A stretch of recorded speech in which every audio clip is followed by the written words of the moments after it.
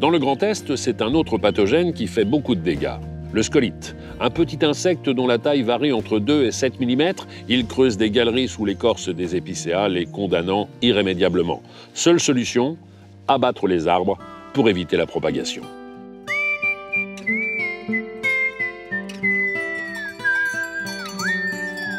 La région du Haut-Doubs dans le massif du Jura. À 800 mètres d'altitude, les vaches font de la musique et les épicéas poussent à perte de vue. Des arbres naturellement présents dans la région et dont l'homme a favorisé l'essor pour des raisons économiques. Mais depuis 2018, la forêt va mal. Ça se voit d'en haut, mais aussi d'en bas. Donc des fois, on arrive dans la parcelle de forêt et on se dit, il pleut.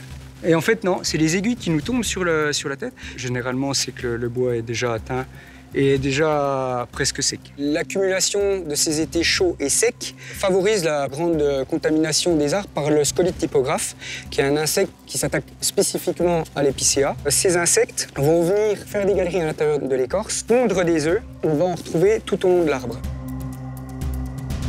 Ils ont tendance à descendre.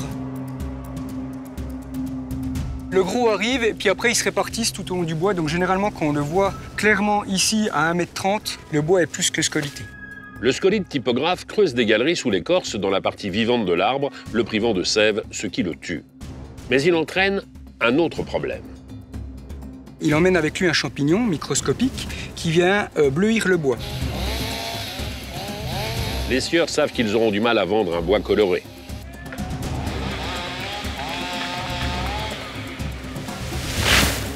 On pourrait penser que la lutte biologique, par exemple avec des oiseaux, les pics, qui viennent manger l'insecte à l'intérieur de l'écorce, ou d'autres insectes qui viennent manger les larves, pourrait améliorer l'état sanitaire de nos forêts. Les populations de scolites sont tellement importantes, on parle d'épidémie, qu'on n'a pas de moyens de lutte aujourd'hui. La vitesse de propagation et la vitesse de contamination des bois est telle que dans la région, je pense que les épicéas, dans 10 ans, il y en aura peut-être plus de 20% de nos forêts. Alors que maintenant, elles représentent pas loin de 80%, si c'est pas plus.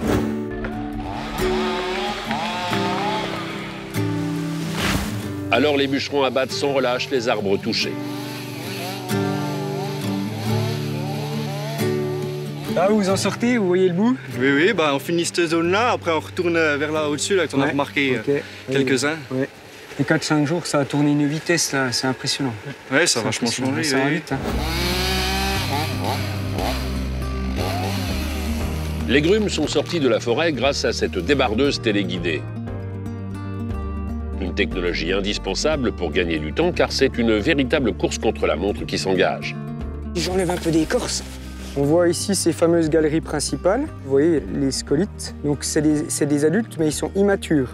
Ils ne sont pas encore prêts à s'envoler. Mais par contre, si ces bois-là, si on ne les évacue pas dans les prochains jours, eh ben, ils vont s'envoler et venir coloniser le reste de la forêt. Pour les propriétaires des parcelles forestières, ces coupes massives de bois scolités sont source d'inquiétude. Tiens, regardez le trou de scolite là. Ouais, ça vous voyez? Ça, c'est un trou de scolite. Ben oui. Ce que vous faites de bien ici, c'est qu'en fait, les bûcherons, les débardeurs sont là. Vous exploitez au fur et à mesure les épicéas scolités, vous les exploitez, vous les évacuez pour limiter la prolifération des insectes. Et par là même, vous limitez l'impact au reste de votre peuplement qui reste sain, quoi. Stéphanie, propriétaire de cette parcelle de 14 hectares, a pris le problème en main, mais tous ne sont pas aussi vigilants avec leur forêt. Ce qu'on constate aujourd'hui, c'est que les arbres, dans certains cas, peuvent avoir perdu jusqu'à 90% de leur valeur. Et donc ça, c'est évidemment un impact majeur sur les propriétaires. Et c'est d'autant plus compliqué que ces propriétaires, ils vont avoir de l'argent à remettre dans les forêts pour les reconstituer. Soit par plantation, soit par régénération. Il y aura des travaux à envisager. C'est là que réside le cœur du problème. Il faut convaincre les propriétaires que même si le bois vaut actuellement peu cher, il en va de la santé du massif forestier national. Enrayer l'épidémie de scolite relève d'une responsabilité collective. On peut avoir des propriétaires qui s'interrogent effectivement sur l'intérêt ou non d'exploiter les bois quand ces bois n'ont plus de valeur. Et notre rôle, nous, c'est de les inciter, malgré tout, à gérer et à préparer l'avenir. Coupé rapidement, le bois scolité est pourtant sain et malgré sa coloration, il peut être utilisé normalement. Dans la vallée, à Pontarlier, ce bureau d'études spécialisé en structure bois a souhaité montrer l'exemple. Donc ici, on est sur l'entrée de nos bureaux. Et comme vous pouvez le voir, on est dans une ambiance très bois. Là, le bois scolité, on ne le voit pas, il n'est pas visible, mais on est en plis croisés. On l'a à l'intérieur des murs, sur l'ensemble de la structure. Dans un mur ossature bois, vous avez les montants, vous avez les isolants, vous avez des parements extérieurs. 80% des bois sont non visibles, donc c'est une place extraordinaire pour le bois scolité. Mais ailleurs dans le bâtiment, Sylvain a aussi fait le choix de mettre en avant ce bois bleuté que, selon lui, il faut cesser de stigmatiser. Nous, on essaie de faire passer un message à l'ensemble des maîtres d'ouvrage, des gens qui veulent construire en bois, qu'on peut utiliser ces bois scolité et qu'il faut les utiliser. Parce qu'on a un volume très important et ça permet aussi de libérer la pression sur les bois sains. Donc nous, ce qu'on défend, c'est construisons avec ce qu'on a. Dans un contexte climatique en pleine évolution, Nicolas traque les scolites sans relâche pour tenter de sauver les parcelles dont il a la charge. Mais il le sait, à terme, la forêt du massif jurassien va forcément changer d'aspect.